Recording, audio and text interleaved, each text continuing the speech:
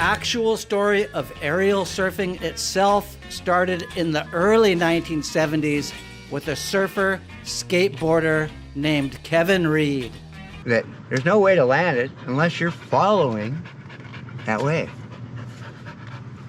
Learning that theory was too simple to understand. Like after the flip books, it was too normal for me. Who else was doing airs on a surfboard? No one. No one. Who do you think was the second person to do air surfing? Davy Smith. The first aerial I did was at Rocky Point in 1975. I was on a 6-foot CI. Was so many different individuals, and they were in their own little pockets of energy, isolated from the other pockets. We're talking no internet, no computers. I surfed with Keckley in Newport during that era, and yeah, he was busting the fins out.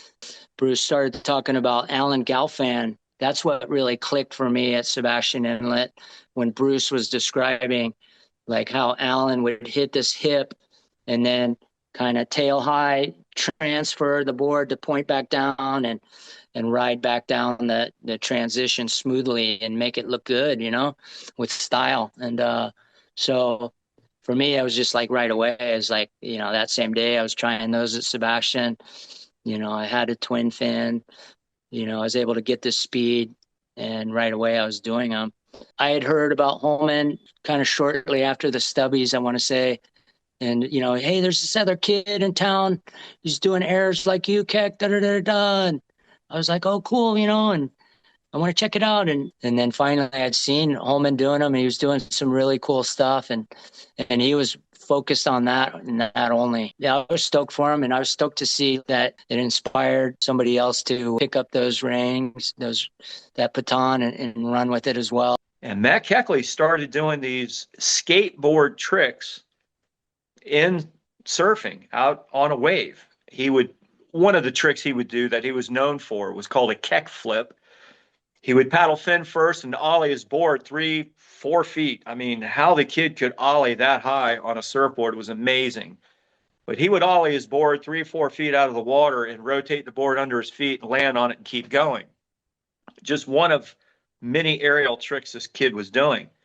He was mesmerizing. I would sit on the beach for hours and study and take note and try to copy what he did. And back then, ollie hops, as ridiculous as they came to be in many people's eyes, it was the start of aerials for us on the East Coast. I can't speak for anyone else.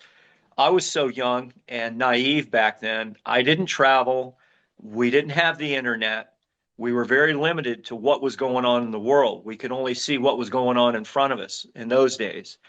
And what Keck was doing was revolutionary.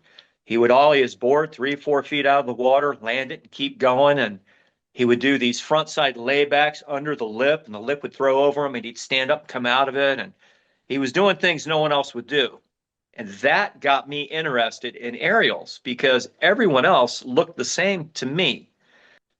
So I would study him and study him. I started mimicking his maneuvers, and I started out with the ollie hop, of course, and then my ollie hops got higher and higher. And I noticed that by ollie hopping my board high, the board would almost rotate into a 180, and then I would land it and spin it back around regular and keep going. And it didn't take me long. This all went down in 1980. So I told my friends I wanted to rotate it all the way around, a complete ollie hop reverse, land it and keep going. No one believed me. Everyone thought I was full of garbage, and I got made fun of for even bringing it up. But I started working on it, and sure enough, in the spring of 1980, at the south end of Paradise Beach Park, which is a very well-known surf spot here in Brevard County, a friend of mine just happened to be videotaping with a VHS recorder, which was new technology back then, 1980. he just happened to be on the beach, and I ollie hopped, took off on a chest high wave. I'm goofy foot, took off on a left, chest high, got a bunch of speed, was looking for a chop in the face of the wave that would launch me higher than normal. I hit this chop, I rotated, full rotation, landed it and kept going. The beach went nuts, everyone in the water went nuts. I couldn't believe I actually pulled it off after months of working on this. I went straight in, looked at the camera, and had my buddy Greg Mashai play it back for me. And I looked at it 3 or 4 times, memorized it, went back out and continued working on the ollie hop. And there were some tricks of the trade that I learned. If you do the ollie hop up high on the face of the wave, you can get higher and rotate easier all the way around, and et cetera, et cetera. Matt Keckley was the first person I ever saw do aerials in person in Florida. I started copying him. And then others started copying whoever. I don't know if they were copying me or copying Matt or copying Jay Smith, or I don't know. I can't speak for these other surfers. But we had a gentleman by the name of Kevin Elliott, and he could actually do an ollie hop air reverse 360 probably a few years after I started doing them.